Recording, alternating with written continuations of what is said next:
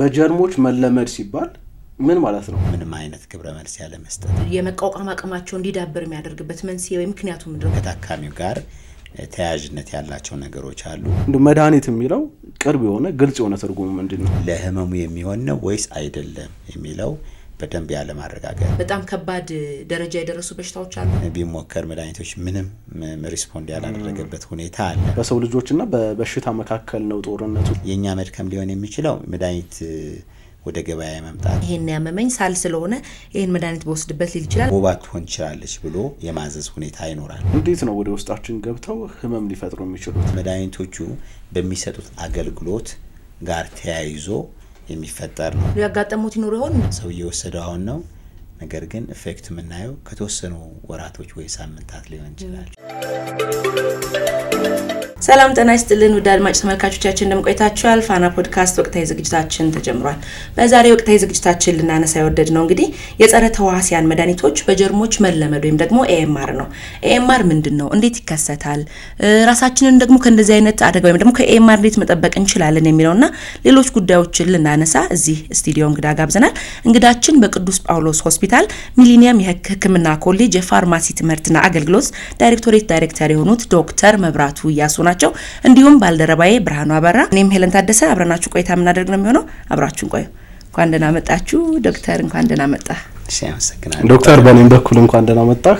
እንግዲህ ሄሉ እንዳነሳችሁ ዛሬ በዋናነት በዚህ ጉዳይ ላይ እየተወያየን አድማጭ ተመልካቾችም ደግሞ ትልቅ ነገር የሚያገኙበት በጣም ትልቅ አንገብጋቢ ጉዳይ ነው የምናወራበት ጉዳይ።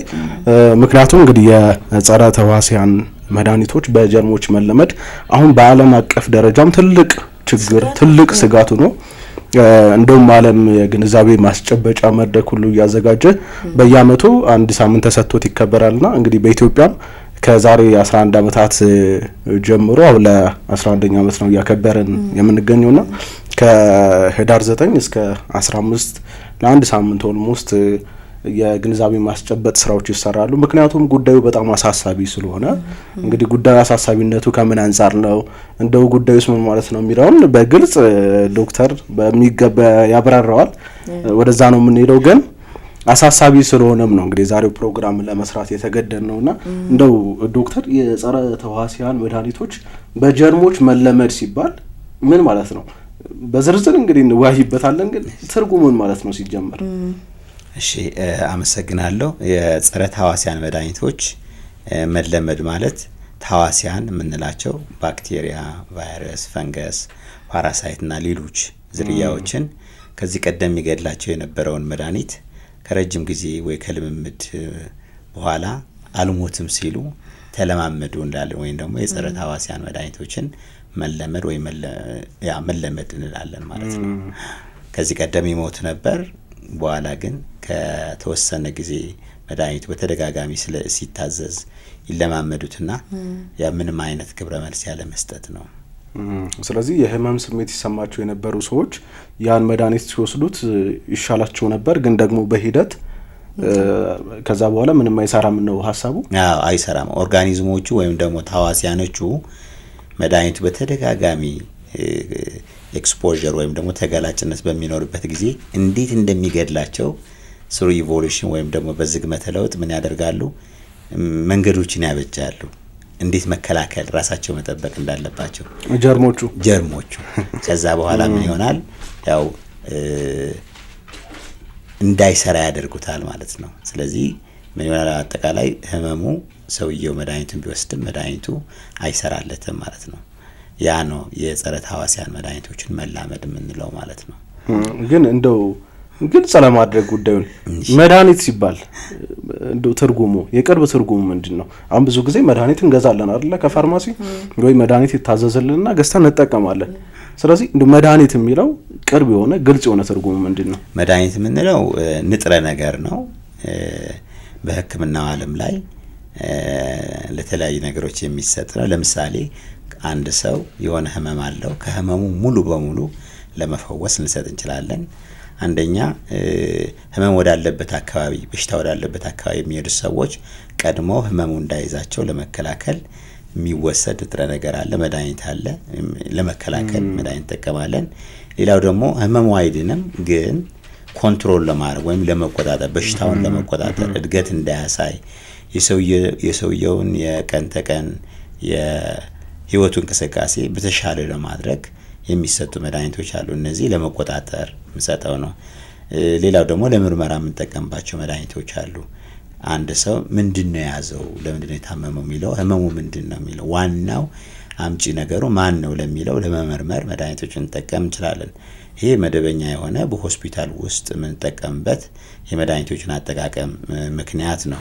ንጥረ ነገሮች ናቸው። ከዛ ውጭ ግን መድኃኒቶች ለተለያዩ ፐርፐስ ወይም ምክንያቶች ልንጠቀማቸው እንችላለን። ለምሳሌ ለመዝናናት መድኃኒቶች የሚወሰድበት ሁኔታ አለ፣ ምንም እንኳን ተገቢ ባይሆን ማለት ነውና በአጠቃላይ ምንድነው መድኃኒት ስንለው ንጥረ ነገር ነው ወይም ኬሚካል ነው። ለቅድም ለጠቀስኳቸው ምክንያቶች በሆስፒታል ወይም በጤና ተቋማት ላይ ለአገልግሎት የሚውል ንጥረ ነገር ነው። እነዚህ መድኃኒቶች ወይም የምንወስዳቸው መድኃኒቶች ጀርሞቹ እንዲቋቋሙት የሚሆኑበት ወይም ደግሞ የመቋቋም አቅማቸው እንዲዳብር የሚያደርግበት መንስኤ ወይም ምክንያቱ ምንድነው? በምን ምክንያት ነው እንዲገላቸው የሚገባውን መድኃኒት አዳብረው ለምደውት ቁጭ ብሎ አይኖር ለምደውት እንዳይሞቱ የሚሆኑበት መንስኤ ዋነኛ ምክንያት ይኖረው ይሆን? አዎ ምክንያቶቹ የተለያዩ ናቸው። አንደኛ ከፔሸንት ጋር የተያያዘ ወይም ከታካሚው ጋር ተያያዥነት ያላቸው ነገሮች አሉ። ሁለተኛ ከመድኃኒት የሚያዙ ሙያተኞች ጋር ተያይዞ የሚከሰቱ ችግሮች አሉ። ሌላው ደግሞ አካባቢያችን ያሉ ሁኔታዎች አሉ። ለምሳሌ ከታካሚ ሲባል ምንድነው? ለምሳሌ አንድ ታካሚ የሆነ መድኃኒት ታዞለታል። መድኃኒቱ በአግባቡ የማይወስድ ከሆነ ለምሳሌ በቀን 2 ጊዜ የሚወሰድ የነበረው ወይ 3 ጊዜ የሚወሰደውን መድኃኒት አንዴ ወይም 2 ብቻ ወስዶ መተው። ሁለተኛ የነበረውን ህመም ትንሽ መሻሻል ካሳየ በኋላ መድኃኒት እየወሰደ ቀድሞውኑ በቂ መጠን ሳይወስድ መውሰድ ከነበረበት ጊዜ ለሳምንት የነበረው በ5 ቀን ወይም ደግሞ በ2 ቀን ህመሙ ትንሽ ከቀነሰለት የማቋረጥ እንደዚህ ደግሞ ፉል ዶዝ ያለ መውሰድ በቀንም መውሰድ የነበረበት ፍሪኩዌንሲ ወይም ድግግሞሽ እንደዚህ ደግሞ መጠን መቀነስ። እነዚህ ከፔሸንት ጋር የተያዙ ወይም ደግሞ ከታካሚ ጋር የተያዙ ናቸው። ሁለተኛ ከሙያተኛው አንዳንድ ሙያተኛ መድኃኒት ሲያዝ በውል በሽታውን ይገሌ ነው ብሎ ለይቶ ሳያቅ አንዳንድ መድኃኒቶች አጠቃላይ ወይም ብዙ ዝርያዎች የሚገሉ ብዙ የተሐዋሲያን ዝርያ የሚገሉ መድኃኒቶች አሉ። ስለዚህ ያማዘዝ አያመልጥም ከሚል አንፃር ማለት ነው። ይሄ ትክክል አይደለም። ሁለተኛ የታዘዘውን መድኃኒት በውል ለህመሙ የሚሆን ነው ወይስ አይደለም የሚለው በደንብ ያለ ማረጋገጥ። ሌላው ደግሞ በሽታው በውል ሳይለይ ነጥሮ ሳይወጣ ምልክቱ እንዲህ ይመስላል በሚል ያ የሚሆንበት ምክንያት የተለያየ ራሱ የሆነ ምክንያቶች ይኖራሉ። ግን ይሄ በራሱ ምክንያት ሊሆን ይችላል። ሌላው ከደረጃ መድኃኒቶች ከመድኃኒት ጋር የተያያዘ ችግሮች ይኖራሉ። አንዳንድ መድኃኒቶች ቀድሞውኑ ጥራታቸው ሳይጠብቁ አገር ውስጥ የገቡ መድኃኒቶች ሊሆናሉ። ለምሳሌ በኮንትሮባንድ የገቡ ሊሆኑ ይችላሉ። መድኃኒቱ በኮንትሮባንድ በሚመጣበት ጊዜ አቀማመጡ ለምሳሌ ፍሪጅ ውስጥ መምጣት የነበረበት ወይ ቀዝቃዛ ቦታ መምጣት የነበረበት መድኃኒት እንዲሁ ዝም ብሎ በተለያዩ እንስሳት ላይ ጀርባ ላይ ተጭኖ የሚመጣ ከሆነ ጥራቱ ፈዋሽነቱ በአቀማመጡ ምክንያት እየቀነሰ የሚመጣበት ሁኔታ አለ። ሌላው ደግሞ ከመድኃኒቱ ጋር ስታንዳርዱ ሐሰተኛ የሆነ መድኃኒት ሊሆን ይችላል። ለምሳሌ ኢትዮጵያ የራሷን የሆነ መድኃኒት የምትቆጣጠርበት ስርዓት አላት፣ ተቋማትም አሉ። እንደዛ አይነት ተቋማት ባይኖሩ የሚሸጡት ሰዎች ዱቄት ሊሆን ይችላል። ለምሳሌ ታብሌቱ ወይም እንክብሉ ዱቄት ሊሆን ይችላል። ፈሳሽ በደም ስር የሚሰጡት ውሃ ሊሆኑ ይችላሉ። ማረጋገጥ ማንችልበት ሁኔታ ሊኖር ይችላልና ሐሰተኛ የሆኑ ወይም ከደረጃ በታች የሆኑ መድኃኒቶች በሚኖርበት ጊዜ ይሄ ምንድነው ያው መድኃኒት ተሐዋሲያን በቀላሉ እንዲለማመዱት ወይም ደግሞ ህመሙ ጊዜ አግኝቶ እንዲስፋፋ ሊያደርግ ይችላልና ከመድኃኒት ጋርም በተያያዘ እንደዚህ አይነት ችግሮች ሊኖሩ ይችላሉ፣ ምክንያት ሊሆኑ ይችላሉ። ሌላው አካባቢያችን ነው። አካባቢያችን ለምሳሌ ቤት ውስጥ የምንጠቀማቸው የተራረፉ ከአገልግሎት ውጭ የሆኑ መድኃኒቶች ይኖራሉ። እነዚህ በአግባቡ ወደ የሚጣልበት ቦታ አይወሰዱም። ስለዚህ ወዴት ነው የሚጣሉት? ከቆሻሻ ከደረቅ ቆሻሻ ጋር ተያይዞ ከአንዳንድ ነገሮች ጋር ነው የሚጣለው። ስለዚህ አካባቢያችን ደግሞ ትክክለኛ የዌስቴጅ ወይም ደግሞ ቆሻሻን የምናስወግድበት ስርዓት ከሌለ ከባክቴሪያ ከቫይረስ ከፈንገስ አካባቢ ላይ ይገናኛሉ ማለት ነው መድኃኒቱ።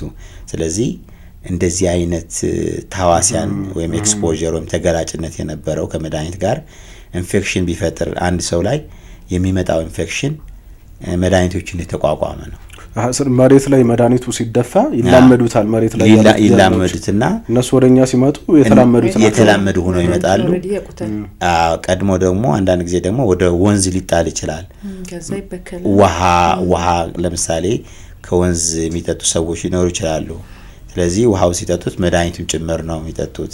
ስለዚህ ቀድሞ የመላመድ መድኃኒቱም ኤክስፖዝ ወይም ኤፊካሲ ወይም የመፈወስ አቅሙ የመቀነስ እዛ የሚገኙ ባክቴሪያዎችን ቀድሞ የመለማመድ በእነዚህ እንትኖች መድኃኒቶች ተዋሲያን በቀላሉ ሊለማመዷቸው የሚችሉ ምክንያቶች ናቸው ማለት ነው። ጸረ ተዋሲያን ብለው እንግዲህ አስቡት፣ የጸረ ተዋሲያንን መድኃኒት ራሳቸው ተዋሲያኖቹ ተላምደውት ሌላ አደጋ ሌላ ችግር ነው የሚሆነው ማለት ነው። እነሱን ይገላል የተባለ ነገር አሁን በጠቀስናቸው በተለያዩ ምክንያቶች ሊሆን ይችላል። ከሐኪሙም ከፋርማሲስቱም ከግልም ከታማሚውም ጀምሮ ተላምደውት ጭራሽ ሌላ አደጋ ሲያመጡ ማሰብ ራሱ በጣም ማሳሰብ ነው።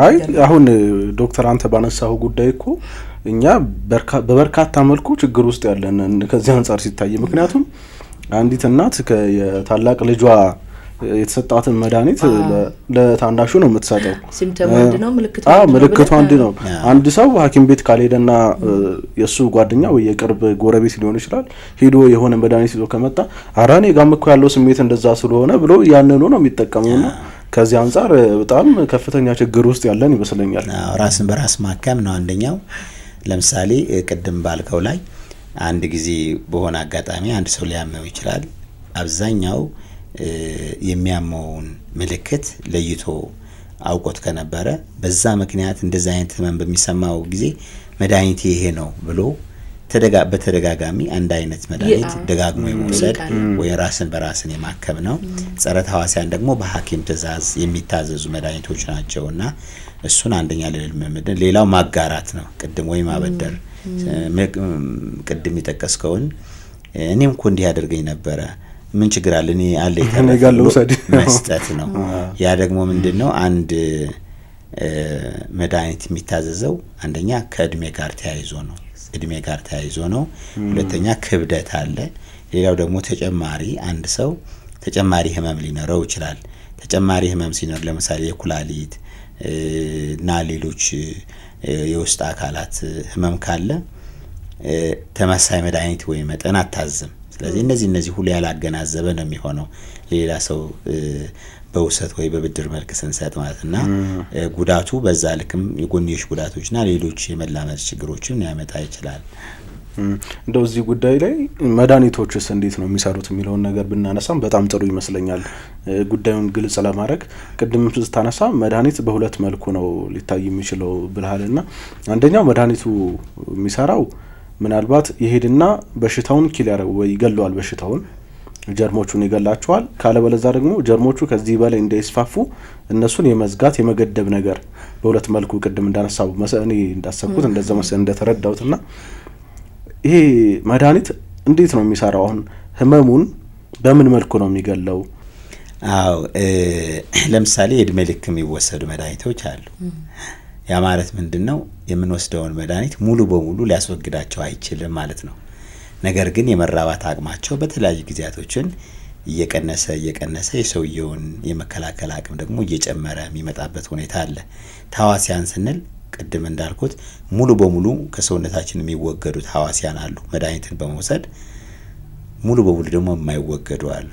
እነዚህ ለምሳሌ የእድሜ ማራዘሚያ ብለን ልንሰጠው እንችላለን። አንድ ሰው ያ በውስጥ ያለውን ህመም ወይም ደግሞ ተዋሲያን ሙሉ በሙሉ ከሰውነታችን ሊወጣ አይችልም። ያ ከሆነ ምንድነው መቆጣጠር ነው የሚሆነው።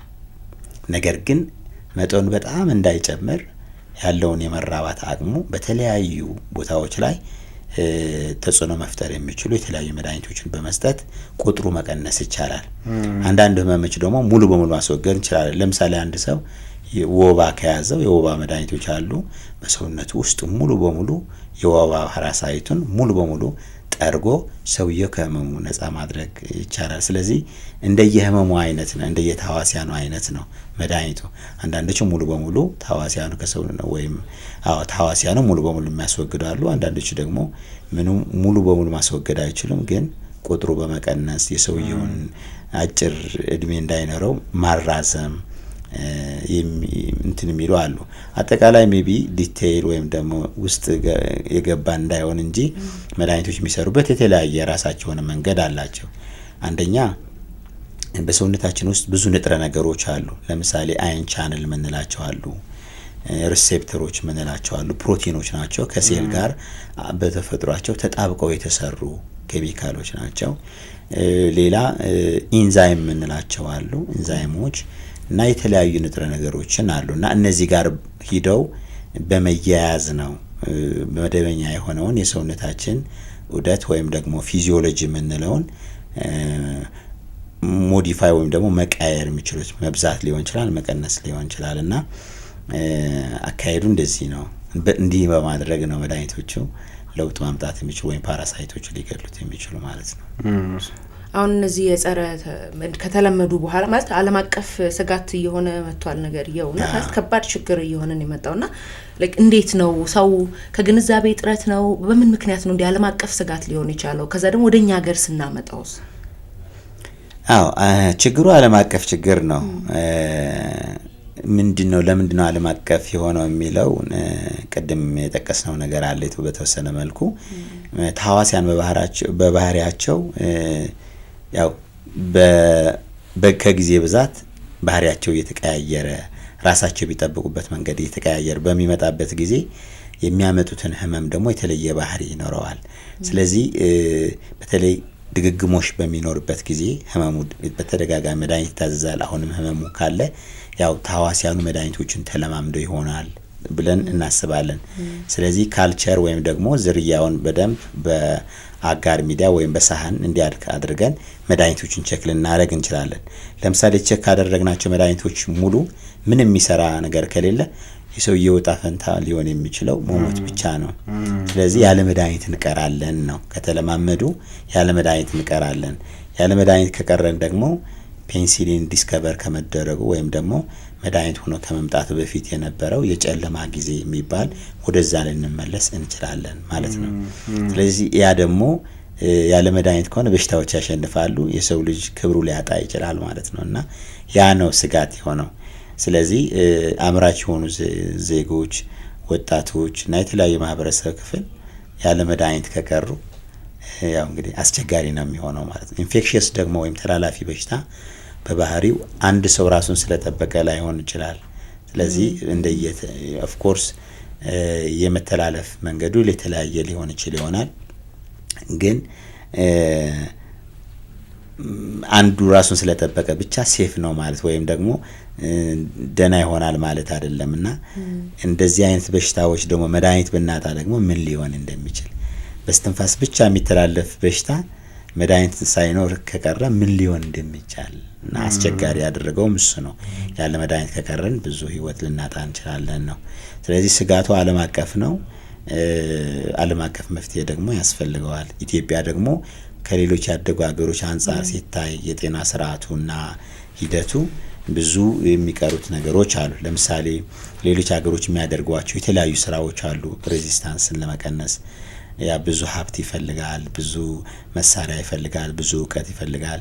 ያ ውስንነት አለ።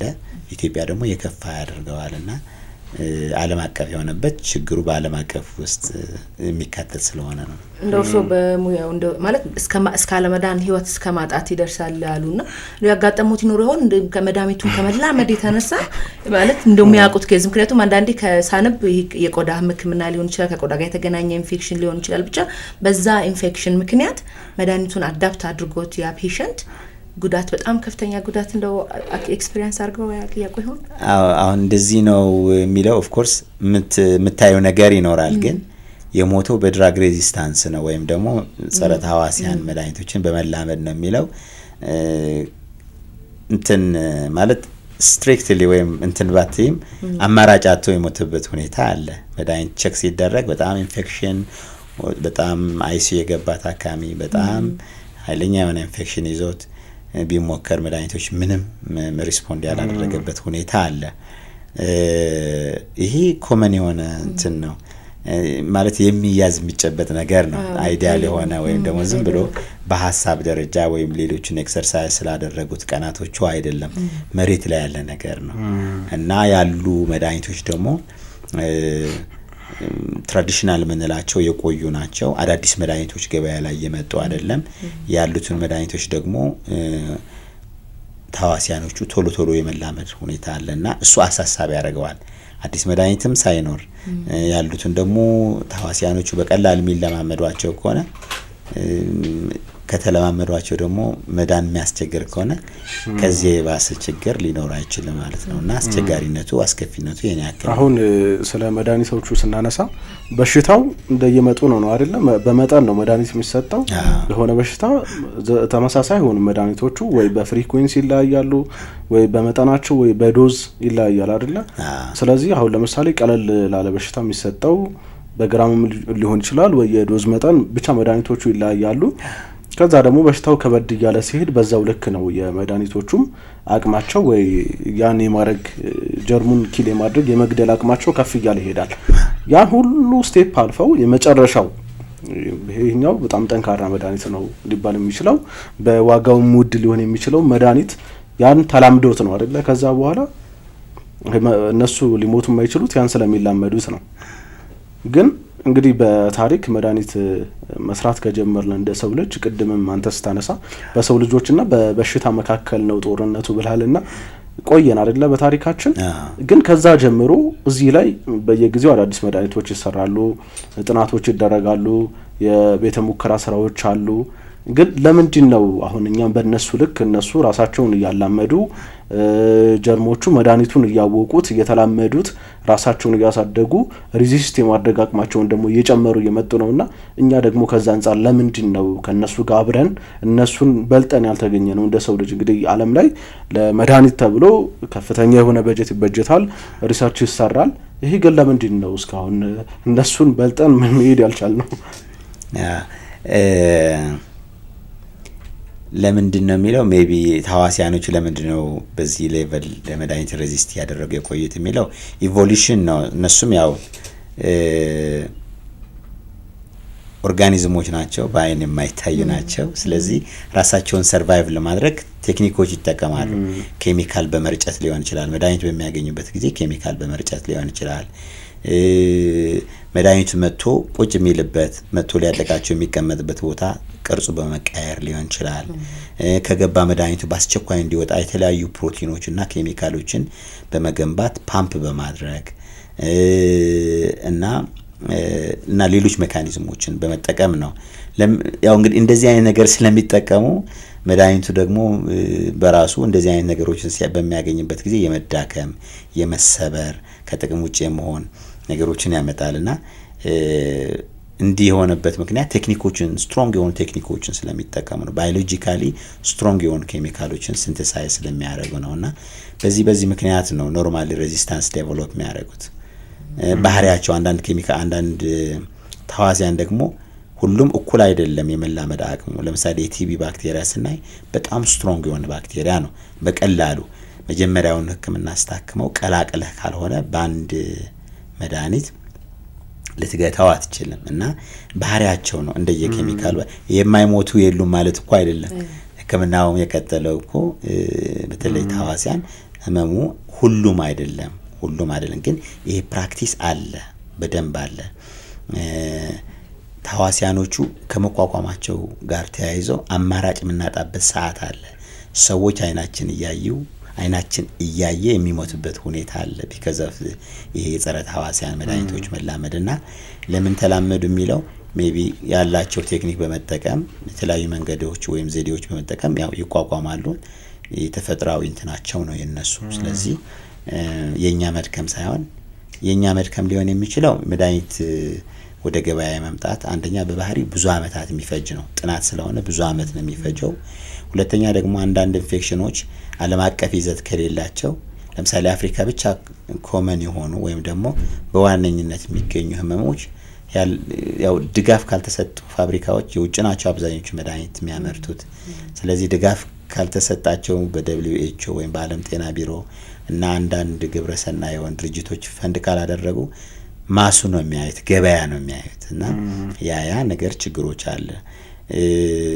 በዚህ ምክንያት እንግዲህ ያለው የመድኃኒት ዲስከቨሪ መዘግየትና የሚወስደው ጊዜ አንጻር እነሱ ቶሎ መድኃኒት መላመዳቸው ጋር ተያይዞ አስቸጋሪ አድርጎታል ሁኔታው።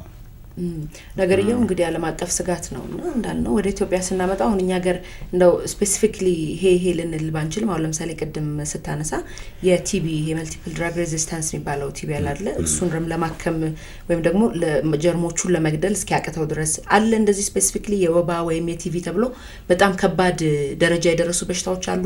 ተዋሲያኖች ጸረ ተዋሲያኖቹ ከመልመዳቸው የተነሳ ጀርሞቹ መድኃኒቱን ስፔሲፊክ እንዲንትን ምላቸው በሽታዎች ነው ብዙ ነው ቁጥራቸው። ባክቴሪያ ሲባል አሁን 1 2 3 የሚባል ሳይሆን ዝርያቸው አንድ ሆኖ በጣም በብዙ መጠን ነው። ልክ ፖፑሌሽን ናቸው እነሱም ባክቴሪያዎቹና ለምሳሌ አንዱ መድኃኒት አንድ አይነት ዝርያ ንብራቸው በተወሰነ ደግሞ በተለያዩ ነገር በስትሬን በዘሎስት እንትን ዝርያዎች ሊለያዩ ደግሞ ድጋሚ ይችላሉና እንጂ የሚታወቁ ባክቴሪያዎች ናቸው። ብዙ ጊዜ መድኃኒቶቹን የሚቋቋሙ ዝርያዎች አሉ። ለምሳሌ ኢኮላይ የምንለው፣ ሰርቺያ ኮላይ የሚባል ባክቴሪያ፣ ክሌፕሴላ የምንላቸው፣ ሳልሞኔላ፣ ስታፊሎኮከስ እነዚህ የመሳሰሉ ባክቴሪያዎች የሚታወቁ ባክቴሪያዎች ናቸው። ማይኮባክቴሪየም ቱበርኩሎሲስ ወይም ቲቢ የሚያመጣ እነዚህ ያው ብዙ መድኃኒቶቹን የተቋቋሙ እንትኖች ናቸው። የመድኃኒት መላመድ በቃ አንድ ከተላመደ በአካባቢ በሙሉ ተላምዷል ማለት አንችልም። በጂኦግራፊ በኤንቫይሮንመንታል ኤክስፖዠር የሰውየው ኢሚኒቲና ሌሎች ተዛማጅ ነገሮችም ይኖራሉ። ግን ችግሩ ግን እንደ ችግር በእኛ ማህበረሰብ በእኛ ሀገርም ያለ ችግር ነው። ከኛ አልፎ ደግሞ ዓለም አቀፍ የሆነ ችግር ነው። ስለዚህ የሚታወቁ ባክቴሪያዎች አሉ፣ የሚታወቁ ናቸው፣ ቀደም የጠቀስኳቸው ናቸው። እነዚህ ባክቴሪያ ወይም ዝርያዎች ወይም ተህዋሲያን ናቸው። አሁን እንግዲህ መላመድ ላይ ጀርሞቹ በተለይ ሆስፒታል አካባቢ እንደዛ አይነት ነገር የሚበዛ ይመስለኛል።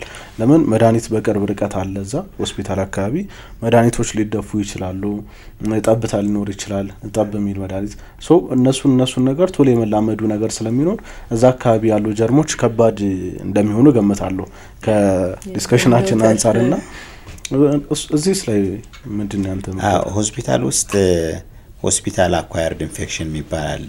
ሰዎች ለሌላ ሕክምና ሄደው ሌላ በሽታ ይዘው ሊመጡ ይችላሉ። ምክንያቱም አካባቢው በጽዳት ካልተያዘ የኢንፌክሽን ፕሪቬንሽን ወይም ደግሞ የተላላፊ ህመሞችን የመከላከልና የመቆጣጠር ስርዓት ከሌለው ተቋም ወይም ጠንካራ ካልሆነ ኢንፌክሽን ያው ለምሳሌ ከሰውነታችን የሚወጡ የተለያዩ እንትኖች ይኖራሉ፣ ቲሹዎች ይኖራሉ፣ የምርመራ እንትኖች ናሙናዎች ይኖራሉ። እነዚህ በአግባቡ በስነ ስርዓት ካልተወገዱ ያው እዛ አካባቢ በብዛት ሊገኙ ይችላሉ። ታካሚ ደግሞ በተለይ ሪፈራል ሆስፒታል ከሆነ ሌላ ቦታ ብዙ መድኃኒት ወስዶ ብዙ ነገር ተደርጎለት ሳይሻል ነው ወደዛ የመጣው ማለት ነው። ስለዚህ መድኃኒት ጠንከር ያሉ ህመሞች ያሉበት አካባቢ ሊሆን ስለሚችል ከዛ የሚወጡ ዲስቻርጆች ወይ ፈሳሾች የተለያዩ ነገሮችን አካባቢው ላይ በጽዳት ካልተያዘ ወይም ካልተወገዱ በስነ ስርዓት ከዛ የሚመጣውን ህመም ብዙ መድኃኒቶችን የተቋቋመና አስቸጋሪ የሆነ ኢንፌክሽን ነው። ለምሳሌ ሰርጀሪ የሚከናወንበት ቦታ ላይ በጣም ጽዱ ካልሆነ ያው ኦፕሬሽን የሆነበት ቦታ ላይ መድኃኒቶችን የተቋቋሙ ሲሪየስ የሆኑ ኢንፌክሽኖች ሊይዙ ይችላሉ። ለዛም ነው አንዳንድ ጊዜ ከኦፕሬሽን በኋላ ቶሎ ወደ ቤት እንድንሄድ ሐኪሞቹ ኢንከሬጅ የሚያደርጉት እና አካባቢው ያው በጽዳት ካልተያዘ ሪስክ ያለበት ኤሪያ ነው። የሚታወቅም ነው። ሆስፒታል አኳየርድ ኢንፌክሽን የሚባል አለና ከዛ ጋር ተያይዞ ነው። የብዙዎች ኃላፊነት ነው ማለት የጤና ተቋማትም ኃላፊነት አለበት። ይሄ ነገር የኤምአር ምንለውን ወይም ደግሞ የጸረ ተዋሲያን መድኃኒቶች ጀርሞችን መላመድን ለመከላከል የጤና ተቋማቱም ኃላፊነት አለበት። እኔም እንደራሴ ኃላፊነት አለብኝ። የጤና ባለሙያውም እንደዛው አይደለ? ሳስማት ሁሉም ሰው ሁላችንም የሚነካ ነገር ነው። ዓለም አቀፍ ትኩረትም ስለሆነ ትልቅ አጀንዳም ስለሆነ እንግዲህ ዓለም ራሱ ሳምንት ሰጥቶ የሚያከብረውም እኮ ከዚህ አንጻር ነው። እንደው ግን መሰረቱ ላይ እስኪ እንምጣ። አሁን ጀርሞች እነሱ ናቸው አይደለ? እንግዲህ የህመም ምንጭ የሚሆነው ከዛ በኋላ ጀርሙን በመግደል ነው የህክምና ሂደቱም። እንዴት ነው ወደ ውስጣችን ገብተው ህመም ሊፈጥሩ የሚችሉት? ኦኬ ተዋሲያን እንግዲህ በተለያየ መንገድ ነው ወደ ሰውነታችን የሚገቡት። አንደኛ ከምንበላው ምግብ ጋር ተቀላቅለው ሊገቡ ይችላሉ። ከምንጠጣው ውሃ ጋር አብረው ተያይዘው ሊገቡ ይችላሉ። ወይም ደግሞ ብናኝ ነገሮችን፣ አፈር፣ ግንባታ ያለበት ነገሮችን ከዛ ጋር ሊሉ ይችላሉ። የታመመ ሰው በሚያስነጥስበት ጊዜ እንደዚህ ኤሮዞል የሆነ ህመም ከሆነ በዛ ሊገቡ ይችላሉ። በቆዳ ንክኪ ሊገቡ ይችላሉ። ሌሎች ደግሞ ተላላፊ የሆኑ በሽታዎችን ለምሳሌ እንደ ኤችአይቪ መሳሰሉት ደግሞ በሚታወቁ የመተላለፊያ ዘዴዎች እንትን ይላሉና ያው በዚህ መልክ ነው ወደ ሰውነታችን ኢንትሮዲዩስ የሚሆኑት። አንዳንድ በሽታዎች ደግሞ የተለየ ስራ የሚሰሩ ለምሳሌ እንስሳ አርቢ የሆኑ ሰዎች ከእንስሳ ወደ ሰው ሊመጣ ይችላል፣ ሊተላለፉ ይችላሉ። ቅድም በጠቀስናቸው በሌሎች እንደዚህ ደግሞ በንክሻ ለምሳሌ ውሻ ለምሳሌ በንክሻ ቫይረሱ ይላል እና በተለያየ መንገድ ነው ወደ ሰውነታችን የሚገቡት። ለምሳሌ ወባ ያልነው ያው በአናፊሎስ መስኪቶ በምትባለዋ ሴት ናት ወደ ሰውነት በንክሻ ባይት በሚኖርበት ጊዜ ይገባልና የተለያዩ እንደየበሽታው አይነት በተለያየ መንገድ ነው ወደ ሰውነታችን ውስጥ ነው። ይሄንን ዋናነት ያነሳውት ከምን አንፃር ነው ጉዳዩን ግልጽ ከማድረግን ባሻገር ይሄ እንግዲህ ወደ ሰውነታችን ከገባ በኋላ መድኃኒት ስንወስድ ለይቱ ያን ባክቴሪያ ያን ጀርም ነው አይደለ መግደል ያለበት። ሳይድ ኢፌክት የሚባለው የጎንዮሽ ጉዳት የሚባለው እስከምን አንፃር ነው የሚመጣው? ከዚህ አንፃር ስናየው የጎንዮሽ ጉዳት ማለት አንድ ሰው አንድ መድኃኒት በሚወስድበት ጊዜ ለምሳሌ የደም ግፊት ከሆነ መድኃኒቱ ደም ግፊት የሚቀንስ መድኃኒት ከሆነ መድኃኒቱ ትንሽ በዛ አድርገን ከወሰድን በዛ አድርጎ አሁን ያለውን የደም ግፊት ከመደበኛ በታች ሊቀንስ ይችላል። ግልጽ ነው አይደል? ካላቸው ስራ አንጻር ጋር የተያያዘ ሲበዛ ጉዳት ይሆናል። ለምሳሌ ደም ግፊት ከሆነ ቀደም እንዳልኩ በጣም ከወረደ ሃይፖቴንሽን ወይም ደግሞ የደም ግፊት ማነስ ሊያመጣ ይችላል። ደምን የሚያቀጥኑ በዘልማት ደም የሚያቀጥኑ የምንላቸው መድኃኒቶች አሉ። ለምሳሌ ደም የበለጠ ከቀጠነ ምን ይሆናል? ትንሽ እንኳን ጫር ቢል ቆዳችን ላይ በጣም ብዙ ደም የመፍሰስ ሁኔታ ሊኖር ይችላል እና መድኃኒቶቹ በሚሰጡት አገልግሎት ጋር ተያይዞ የሚፈጠር ነው ሲበዛ ማለት ነው። ሲበዛ ጉዳት ሊያመጣ ይችላል። ሌላው ደግሞ ይሰሩበታል ተብሎ የታሰበውን ቦታ ላይ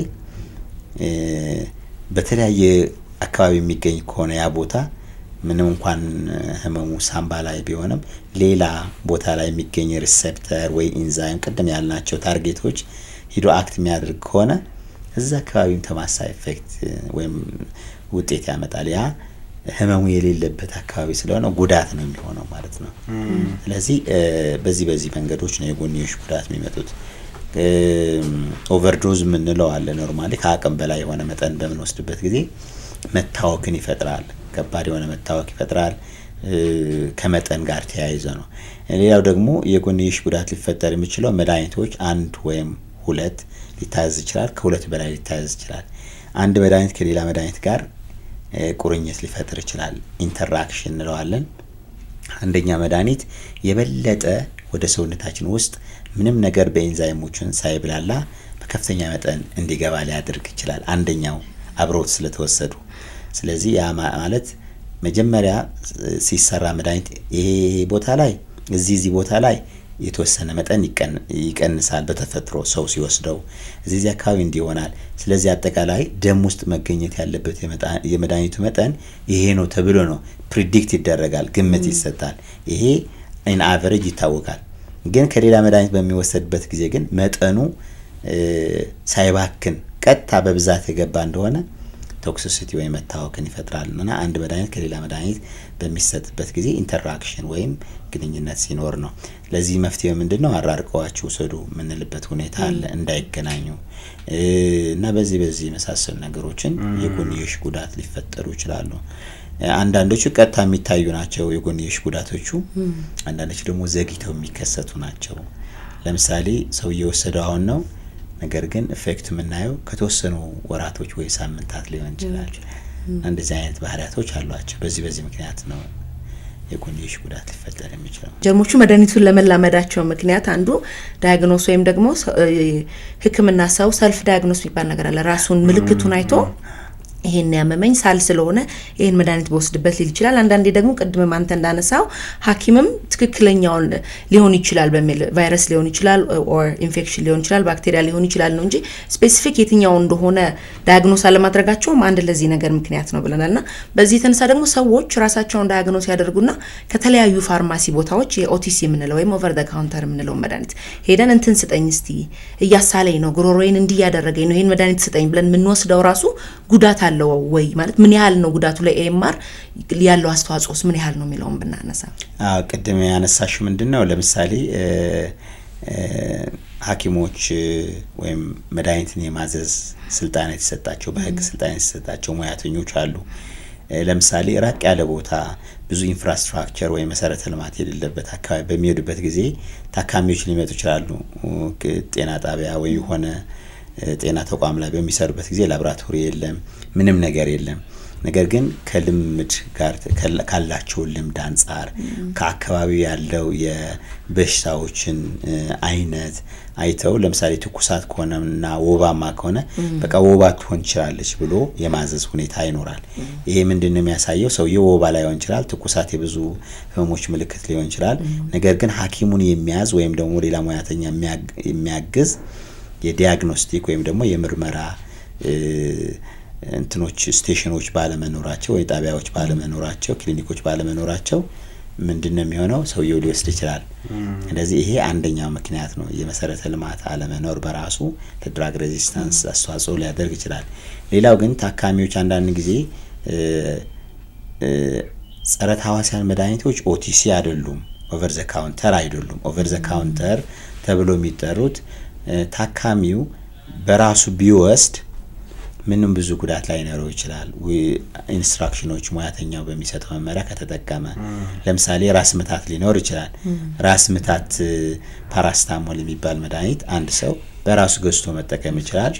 የመድኃኒት ማዘዣም አስገዳጅ አይደለም ይዞ ለመሄድ። ይሄ ኦቲሲ የምንላቸው መድኃኒቶች ናቸው። ጸረ ተህዋሲያን መድኃኒቶች የምንላቸው ግን በሐኪም ትዕዛዝ ብቻ የሚታዘዙ መድኃኒቶች ናቸው። ይሄ የሆነበትም የራሱ የሆነ ምክንያት አለው። ስለዚህ ራስን በራስን ማከም በራሱ ከስርዓት የወጣ ነው ማለት ነው። በጸረ ተህዋሲያን መድኃኒቶች አንድ ሰው ራሱን በራሱ ማከም ትክክል አይደለም። ራሱ በራሱ በሚያከምበት ጊዜ አንደኛ በየትኛው ችሎታ ነው ዲዙ ዲያግኖስ ያደረገው ወይም ደግሞ ህመሜ ይሄ ነው ብሎ የለየው በምርመራ ነው የሚለየው። እንዴት አድርጎ ነው አንድ ታካሚ ህመሜ ይሄ ባክቴሪያ ነው ወይም ይሄ ቫይረስ ነው ማለት የሚችለው? እሱን አንድ አስቸጋሪ ነገር ነው። ሁለተኛ ደረጃው እሺ አወቀው እንበል፣ በምን ደረጃ ላይ ነው የሚገኘው? ረስም የሆነው መጠንስ እንዴት ነው የሚታወቀው? ምን ያክልስ መውሰድ አለበት? እነዚህ ሁሉ ክፍተት ያለበት ነው። ስለዚህ ይሄ መጠኑ በተለይ ካላወቀው በትንሽ መጠን እየተለማመደ ከመጣ ውስጥ ያለውን ኦርጋኒዝም የበለጠ ስትሮንግ እንዲሆንና በቀላሉ እንዲለማመድ ሊያደርግ ይችላል ማለት ነው። ስለዚህ አንደኛው ራስን በራስ ማከም ነው ዲስከሬጅ መደረግ ያለበት ማለት ነው። በታካሚዎች በኩል ደግሞ ጫናዎች አሉ። ለምሳሌ የግል ተቋም ላይ ታካሚዎች በሚታከሙበት ጊዜ ከባድ የሆነ ቫይራል የሆነ ኢንፌክሽን ሊኖራቸው ይችላል። ግን አንቲባዮቲክ ወይም ደግሞ ጸረ ባክቴሪያ የሆኑ መድኃኒቶች እንዲታዘዝላቸው ከፍተኛ ጫና ያደርጋሉ። ታካሚዎች ያየህኝ አይደል እንዴ ሁሉ ምርመራ ከፍዬ እንዴ አድርግ ብለኸኝ አሁን በነጻ ትለኛለህ እንዴ? እረፍት አድርጊ ትለኛለህ እንዴ? እንዴት እንደዚህ ይሆናል? የሆነ ነገር ማለት ሰጠኝ ይገባል ሲጀመር ታካሚም እኮ የሆነ ነገር መድኃኒት ካላገኘን ህመማችን የታከመ ወይም ደግሞ የተገኘልን የታወቀልን አይመስልም። ከዛ አንጻር የግድ ጸረ ተህዋሲያን መድኃኒቶችን እንዲታዘዙ ምክንያት ይሆናልና ከታካሚ ሳይድም እንደዚህ አይነት ጫናዎችም አሉና በዚህ ምክንያት ያው የጸረ ተህዋሲያን መድኃኒቶች ልምምድ ሊኖር ይችላል። ቅድም ሜቢ እንዴ ማን ባለድርሻ አካላት ምንድናቸው እንዴት ነው መከላከል የምንችለው ያልሽ መስሎኝ ነበረ። ሜቢ እዛ ላይ አንደኛ ምንድነው ታካሚዎች ይህንን እንትን አውቀው ጸረ ተህዋሲያን መድኃኒቶች በራስ እንደማይታዘዝ፣ ሁለተኛ ደግሞ ታይተው መሆን እንዳለበት፣ ሌላ ደግሞ ሬጉላቶሪ የሆኑ ቦዲዎች አሉ ይህንን ለመከላከል። ሬጉላተር ለምሳሌ ኢትዮጵያ የምግብና መድኃኒት ቁጥጥር ባለስልጣን ፋርማሲዎች ፈቃድ የሚሰጣቸው እሱ ነው። ስለዚህ ሊቆጣጠራቸው ይገባል። ለምሳሌ አንቺ ከዚህ ወጥተሽ ፋርማሲ ብትሄጂ አሞክሳሲሊን ስጠኝ ብትይው ይሰጥሻል፣ አንዳንዱ ይሰጥሽ ይችላል፣ አንዳንዱ ሙላ ይሰጥሽ ይችላል ጸረ ተህዋሲያን መድኃኒት ስለሆነ። ስለዚህ ሁሉም በእንደዛ አይነት ድርጊት ናቸው ወይ ያሉት የማይሰጡ ናቸው ሁሉን ወይስ የሚሰጡም አሉ? ይሄ በደንብ ቁጥጥር መደረግ አለበት። ያው ታካሚ ቅድም ብለናል ከፕሪስክራይበሩም እንደዚሁም መድኃኒት በደንብ በውል ሳያውቁት በሽታውን እስቲ በዚህ ነውና ካልተሻለ ደግሞ ሌላ እናያለን መባል ነው ያለበት ወይስ መጀመሪያው ነጥሮ መውጣት አለበትና የተለያዩ አካላት አሉ ያልሽውን ሰፖርት ለማድረግ ነው። ግን አሁን ብዙ ጊዜ የበሽታ ስርጭትም የበሽታ አይነትም በበለጸጉት ባደጉት ሀገራትና በማደግ ላይ በሚገኙ ሀገራት መካከል ልዩነት እናያለን አይደለ? ይሄኛውስ ላይ ምን ይመስላል? ልዩነት አለ፣ ምንም ጥያቄ የሌለው ነገር ነው። አንደኛ የማህበረሰቡ ግንዛቤ ነው። ማህበረሰቡ ግንዛቤ ጸረ ተህዋሲያን መድኃኒቶችን መላመድ ምንድነው ግንዛቤ ያስፈልጋል። ሁለተኛ በደንብ መረዳት፣ የባህሪ ለውጥ ማምጣት፣ እነዚህ በብዛት አይታይም በደሃ ሀገሮች ላይ። ሁለተኛ በጥናትና ምርምር በታከለ መልኩ ሪሊ ወይም ደግሞ በእውነት ይሄንን ጸረ ተህዋሲያን መድኃኒቶች መላመድ በእኛ ሀገር አለ ወይስ የለም የሚለው በጥናት ተደግፎ ለማህበረሰቡ ባሉ የሚዲያ ፕላትፎርሞችን ዲስክሎዝ ማድረግ ማሳወቅ፣ ይህን ስራዎች መሰራት። ሌላው ደግሞ በጤና ተቋማት ላይ ያለው የትኞቹ መድኃኒቶች ናቸው በብዛት የተለመዱት፣ ምን የሚባሉ ተህዋሲያን ናቸው፣ በሀገር አቀፍ ናሽናል በሆነ መልክ እንደዚህ አይነት ጥናቶች መሰራት አለባቸው። በእኛ ሀገር ደግሞ በውስን መልኩ ነው የሚሰራው። ይሄ አንድ ትልቁ ችግር ነው። ሌላው የኢንፌክሽን ፕሪቨንሽን ስራዎችንም አለ ልምምዱ አለ፣ ግን የተጠናከረ አይደለም፣ እንዳደጉ ሀገሮች አይደለም። እሱም በራሱ ነገሩ ውስብስብ ያደርገዋል። አፍሪካ ላይ ስንመጣ በእኛ በዴቨሎፒንግ ካንትሪ ወይም ደግሞ ታዳጊ የሆኑ ሀገሮች ላይ ስንመጣ ነው። ሌላው ከሌሎች በዚህ በጸረ ተህዋሲያን መድኃኒት መላመድ ለመቀነስ ከሚሰሩ አጋር ድርጅቶች ላይ በቅንጅት በደንብ ጠንክሮ ያለ መስራት፣ ሀብትን የማፈላለግ እንደዚህ አይነት ውስንነት እንትን አለ። ሌላው ደግሞ መድኃኒቶችን በአግባቡ መጠቀም አለመቻል። እንግዲህ ሌላው ደግሞ ካለን የኑሮ ሁኔታ ለምሳሌ አብዛኛው አርሶ አደር በሆነበት ህዝብ ውስጥ እንስሳትና ሰው አንድ ላይ የሚተኛበት ነው። ከእንስሳት ወደ ሰው በሽታ የሚተላለፍበት መድኃኒት በጋራ ሼር የሚያደርጉበት ሁኔታ ስላለ በታዳጊ ሀገሮች ላይ የበለጠው ነው የከፋ ያደርገዋል። በተለይ አሁን እንደው እንስሳት ሲሉ ያየሁኝ ነበረ። ለእንስሳት እርባታ የምንጠቀማቸው የጸረ ተህዋሲያን መድኃኒቶች አሉ አይደልና እነሱ ሰው ላይ የሚያደርሱት አደጋም አለ። እነሱ ማለት ከእንስሳቱ ከረቡ በኋላም ሊሆን ይችላል። አሁን እንዳሉት አብረን ነው የምንኖረው ከእንስሳት ጋር በተለያዩ ምክንያቶች ንክኪያችን ከፍ ያለ ነውና ስንመገባቸውም ጭምር ስንመገባቸው ለምሳሌ አንዲት ላም ለምሳሌ ኢንፌክሽን ባክቴሪያል ኢንፌክሽን ይዟት የባክቴሪያ ኢንፌክሽን ወይም ህመም የሚያክሙ መድኃኒቶችን እንሰጣት እንችላለን። ለዛን ጊዜ ግን ወተቷ በመድኃኒት ላይ የወሰደች ባለችበት ጊዜ ወተቷ ምን ተጣ ከሆነ ለሰዎች ለምሳሌ አንዲት አጥቢ እናት የመድኃኒት ስትወስጂ ቀደም ብለሽ የጡት ወተትሽ በመላብ ፍሪጅ ውስጥ አስቀምጪው። ምክንያቱም መድኃኒት ከወሰድሽ በኋላ ከ2 ሰዓት በኋላ ከ3 ሰዓት በኋላ መጠኑ ብዙ ስለሚሆን በጡት ወተት የሚወጣበት መጠን ከፍ ሊል ይችላል፣ ህፃኑ ሊጎዳው ይችላል ብለን አድቫይዝ እናደርጋለን፣ እንመክራለን። ልክ ላሚቷም እንደዚህ መድኃኒት ከወሰደች በኋላ ወተት ከሷ ወስደን የምንጠጣ ከሆነ ብዙ መድኃኒት ወደ ሰው እንትን ይመጣል። ለምሳሌ ኢንፌክሽን የተላመደ ከሆነ ደግሞ እንደዛው ልክ ነው እኛ ጋር የሚገባ መድኃኒቱ እንትኑን ኦርጋኒዝሙም እንደዚህ መድኃኒቱም የተለያየ ባህሪ ሊኖረው ይችላል። ሌላው ስጋቸው በምንበላበት ጊዜ በታመሙ ሰዓትና መድኃኒትን የተቋቋመ ኢንፌክሽን የያዛቸው ከሆነ እንስሳቶቹ ስጋው በራሱ እንደዚህ አይነት እንትን ያለበት ነው። ስለዚህ ያ እንትን አለ። ሌላው ደግሞ ከሰው ከእንስሳ ወደ ሰው የሚተላለፉ በሽታዎች አሉ። እነዚህ እንስሳት የምናክመው የመድኃኒት መጠን የሰው ልጅ ከምናክመው መጠን ከፍ ያለ ነው። ስለዚህ እነሱ ጋር ሂዶ መድኃኒቱ በደንብ የተላመደ ከሆነ ከነሱ ህመም ወደኛ በሚመጣበት ጊዜ የኛ ያለውን የመድኃኒት መጠን በፍጹም ሊያስታግስ አይችልም ማለት ነው። ስለዚህ ያ የከፋ ያደርገዋል እና ለዚህም ነው ስንከላከልም ዋን ሄልዝ አፕሮች የሚባል አለ። ጸረ ተህዋሲያን መድኃኒቶችን ለመከላከል በሰው ላይ ብቻ መስራት በቂ አይደለም። በእንስሳት ጤና፣ በእጽዋት ጤና እንደዚሁም ደግሞ አኳቲክ ወይም ውሃ ውስጥ ያሉ በእነዚህ ሁሉ ዙሪያ ኢንቫይሮንመንቱ ይሄ ሁሉ አካተህ ነው መታገልም ካለብን እንትን ለመቆጣጠር እንሰራውና ይሄ የታወቀ ዳይሬክሽን አለ ዋን ሄልዝ አፕሮች የምንለውና ከዛ ጋር ይያያዛል። አይ ቲንክ ማወቅም አሁን ተደጋግመህ ስታል አሁን ማለት እኛ የለመድነው ነገር የለም። ሰው ጉንፋን ሲያመው ጉሮሮን ሲያመው በቃ ቀጥታ በቫይረስና በባክቴሪያ የሚመጡት በሽታዎችን እንኳን ሳንላይ ነው አይደል? በጣም ሳይገባን ገዝተን ነው የምንጠቀመው እንወስዳለን። ከዛ እሱ እንግዲህ ራሳችን ላይ ያመጣ ነው ያለው መድኃኒት ጀርሞቹ ወይም ደግሞ ባክቴሪያው አዳፕት እንዲያደርግ እያደረግን ያለ ነው። ሰው የራሳችንም ኃላፊነት አለበት የሚለውን አጽንኦት መስጠት ፈልጌ ነው። ዳያግኖስ ስናደርግ ደግሞ ወይንም ስንደረግ ደግሞ እንዳልነው በሕክምና ተቋማት ሆኖ ሕክምና ተቋማትም ደግሞ ሊሆኑ ይችላል ሳይሆን ስለሚያጋጥም ነው። አሁን አንዴ ያጋጥመኝም ያውቃል የእንትን ኢንፌክሽን ይመስላል እስቲ የኑ ሰጅበት አይነት ነገር ይል አንዳንዴ ያጋጥማል ለዛይ ነገር። ስለዚህ ራሴ ሄጄ እና ደግሞ ፋርማሲስቶቻችንም በተለይ ደግሞ እንደዚህ ኤኒ ፋርማሲ ኤኒ ቦታ ሄደ መግዛት ማትችላቸው አሁን ቅድም አንተ እንደነገርከን ፕሪስክራይብ ካልተደረጉ ማይሸጡ መድኃኒቶች ነገር ግን ይሄን መድኃኒት ስጠኝ ስትለው የምታገኝበት አጋጣሚ አለ። አንዳንዴ ፋርማሲስቱ ራሱ እኮ ያዝልሃል ጉሮሮዬን እያመመኝ ነው ወይ ጉንፋን እያሳለኝ ነው ምን ላርግበት ስለ ይሄን ብትወስድበት ብሎ የሚሰጥህም ጊዜ አለ። ሰው እነሱ ነገሮች ላይ መስራት ብንችል አይ ቲንክ ጥሩ እንትን ማምጣት እንችል ይመስለኛል። በተለይ ደግሞ መለየቱ ላይ ችግሩ ያሁን ብቻ ሳይሆን ነጋችንንም ደግሞ የሚያጨልም ለብዙ ሰውም ደግሞ በርካታ ችግር ሊፈጠር የሚችል እንደ ሀገርም እንደ ዓለም ማሳሳቢ ስለሆነ የሁላችንም ትኩረት የሚፈልግ ጉዳይ ነው።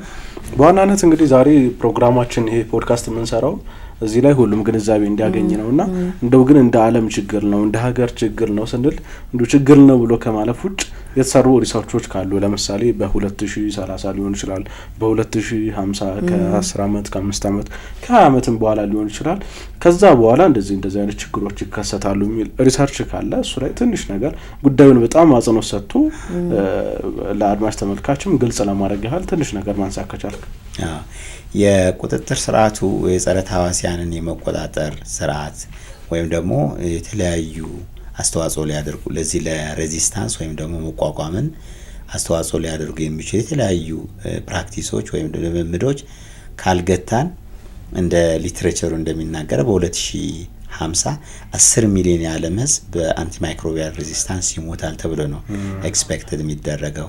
ይሄ አሁን ከዛም ሊበልጥ ይችላል ከዛም ሊያንስ ይችላል ነው ግን ከዛ ሊበልጥ እንደሚችልም ጭምር ነው። እነዚህ ፕራክቲሶች እንደዚህ ቀደም ያወራናቸው ከታካሚ ሳይድ ከሙያተኛው ከኢንቫይሮንመንት ከእንስሳት ጤና እና ሌሎች እንትኖች አንድ ላይ ተቀናጅተው ካልተሰራ የባሰ ከዚህም ሊሆን ይችላልና ዋና ደግሞ ፖለቲካል ኮሚትመንት ያስፈልጋል። በጀት የሚመድበው አካል ስራዎች እንዲሰሩ በደንብ አትኩረት ሰጥተው ካልሰሩ ለምሳሌ ግሎባል ሪስፖንስ ስለሚያስፈልገው G7 የሚባሉ ሀገሮች አሉ ስለ አንቲማይክሮቢያል ሬዚስታንስ በተደጋጋሚ ነው ሁሌ ዲስከስ የሚያደርጉት። ያ ማለት ምንድነው ይሄ ትልቅ ትሬት ወይም ደግሞ ፈተና እንደሆነ ለዓለምና መስራት እንደሚያስፈልግ በጀት መበጀት እንደሚያስፈልግ መከላከልን ጨምሮ እና አንድ ላይ በቅንጅት ካልተሰራ ችግር ሊከሰት እንደሚችል ነው። ዳታው ሊጨምርም ይችላል ስራዎች ካልተሰሩ። ነገር ግን ባለው እንትን ትልቁ ዳታ ምንድነው 10 ሚሊዮን ህዝብ ሊሞት እንደሚችል ነው። ያ ማለት አንድ ሀገር ትንሽ ቁጥር ያላትን ውሰድና በሱ 3 እጥፍ ወይም 4 እጥፍ እያልክ ማባዛት ትችላለህ ቁጥር ማለት ነው። ሰዎች በደንብ አንደርስታንድ ያርጉት 10 ሚሊዮን የሚለው 3 ሚሊዮን ያለው ሀገር ካለ ያው እንግዲህ 3 ጊዜ የገሌ ያክል ህዝብ 3 ጊዜ ይገላል ነው። ወይም ደግሞ 450 ሺህ ብዛት ያለው ህዝብ ካለ የዚህን ያክል 10 ጊዜ ወይም እንደዛ ያልክ ስታባዛ ብዙ ይሆናል። ሶስት ሀገራት ህዝብ እናጣለን እንደማለት ነው። ሰው ሴንሲታይዝ እንዲያደርገው በጣም አሳሳቢ ነው። ለዚህም ነው እንግዲህ ዓለም ትኩረት ሰጥቶት አንድ ሳምንት ሙሉ የግንዛቤ ማስጨበጥ ስራ የሚሰራው። በኢትዮጵያም የጤና ሚኒስቴርና ሌሎች ተባባሪ አካላት አንድ ላይ በመሆን ነው የተለያዩ የግንዛቤ ማስጨበጥ ስራዎች ይሰራሉ። በተለያዩ መድረኮች ላይ እንግዲህ የተለያዩ ስራዎች ይሰራሉ። እኛም እንደ ፋና ሚዲያ ኮርፖሬሽን ፋና ፖድካስት ይህንን ወቅታዊ ዝግጅት ያዘጋጀ ነው። ከዚሁ አንጻር አድማጭ ተመልካች ብዙ ነገር ያገኝበታል።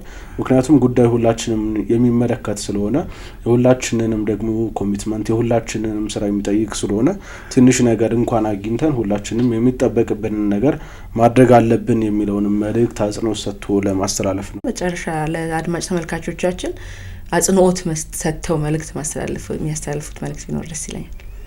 ኦኬ አመሰግናለሁ። ያው ኢትዮጵያም የራሷ የሆነ ስራዎች ትሰራለች። በኢትዮጵያ ውስጥ የጸረ ተህዋሲያን መድኃኒቶችን ለመቆጣጠር የተከሰተ እንዳይከሰት የሚሰሩ ስራዎች አሉ። የተከሰተ እንደሆነ ደግሞ ለመቆጣጠር የራሷ የሆነ ስትራቴጂክ ኦብጀክቲቮች አሏት። 5 ስትራቴጂክ ኦብጀክቲቮች አሏት። ወደ 22 ኢኒሺዬቲቮች አሏት። 66 የኢንተርቬንሽን ወይም ደግሞ የመከላከል ስራዎች አሏት። ወደ 180 ደግሞ ኦፕሬሽናል ፕላኖች አሏት እንደ ሀገር። ያው የተወሰኑ ሊሚቴሽኖች ሊኖሩ ይችላሉ። የሀብት ውስንነት በደንብ ስትሮንግሊ እንትን ያለ መሄድ ግን እንደ ሀገር ግን ጸረ ተህዋሲያን መድኃኒቶችን ለመከላከልና ለመቆጣጠር የራሷን የሆነ ፕላን ይዛ እየተንቀሳቀሰች ያለችበት ሁኔታ ነው። በዓለም አቀፍም ዙሪያም እንደዚሁ ሬዚስታንስ ለመቋቋም ብዙ ፈንዶች አሉ። ምክንያቱ ችግሩ አስከፊ ከመሆኑ ጋር ተያይዞ ማለት ነው። ስለዚህ በሚጨበጥ ስናደርገው በተለይ ክሊኒክ ውስጥ ወይም ሆስፒታል ውስጥ ታካሚዎች የታዘዘላቸውን የጸረ ተህዋሲያን መድኃኒቶች በተሰጣቸው መመሪያ መሰረት በአግባቡ መውሰድ እንዳለባቸው፣ የታዘዘውን ጊዜ ሙሉ በሙሉ ሳይወስዱ ማቋረጥ ያው ኢንፌክሽኑ ወይም ተላላፊ በሽታው የበለጠ ጉልበት አግኝቶ ተመልሶ በቀላሉ የሚድን የነበረውን ነገር የከፋ ጉዳት እንዳያደርስ ጥንቃቄ ማድረግ ያስፈልጋል። ስለዚህ እነዚህ ነው ያው በትንሹ አትሊስት እነዚህ ፕራክቲስ ካደረገን እንደ ፔሸንት ወይም እንደ ታካሚዎች ብዙ አስተዋጽኦ አላቸውና ይሄ በማድረግ እንደዚህ ደግሞ በፖሊሲ ደረጃም ደግሞ እንደ ሚኒስትሪም መሰራት ያለባቸው የጥናትና ምርምር ስራዎችን መሰራት፣ በሆስፒታል ውስጥ ደግሞ አድሚኒስትሬሽኖች የኢንፌክሽን ፕሪቨንሽን ወይም የተላላፊ በሽታ ቁጥጥር ስርዓት በደንብ ማጠናከር፣ እንደዚህ እንደ ኢፒኤችአይ ወይም ደግሞ የህብረተሰብ ጤና ኢንስቲትዩት የሚባል በጸረ ተህዋሲያን መድኃኒቶች መላመድ ላይ ከፍተኛ ጥናት የሚያደርግ ተቋም ነው። መሰል ድርጅቶች የተሻለ ፈንድ እንዲያገኙ ማድረግ እና ስራዎች እንዲሰሩ ከተደረገ ያው ሬዚስታንስ ሙሉ በሙሉ ባናጠፋውም አደጋ ሊሆን በማይችል መጠን ግን መቀነስ ይቻላልና የብዙ ሴክተሮች ኢንቮልቭመንት የሚያስፈልገው ከሆነ በጋራ መስራት፣ እንደናንተ ሙያተኞች ደግሞ በሚዲያ ሰዎች ደግሞ ህብረተሰቡ ግንዛቤ እንዲያገኝ እንዲህ አይነት ኢቨንቶች በማዘጋጀት የተሻለ ግንዛቤ እንዲኖር ማድረግና ሁሉም የራስ የሆነ ድርሻ አለበትና ያ አስፈላጊ እንደሆነ ነው። ዶክተር መብራቱ እያሱ እንግዲህ ለሰጠህን ማብራሪያ እጅግ በጣም እናመሰግናለን። እሺ እኔም አመሰግናለሁ ስለጋበዛችሁ። ውድ አድማጭ ተመልካቾቻችን እንግዲህ ከዛሬ ወቅታዊ ዝግጅታችን እናንተም የሚጠቅማችሁ ነገር እንዳገኛችሁ ተስፋ እናደርጋለን። አብራችሁን ስለነበራችሁ ከልብ እናመሰግናለን። ጤና ይስጥልን።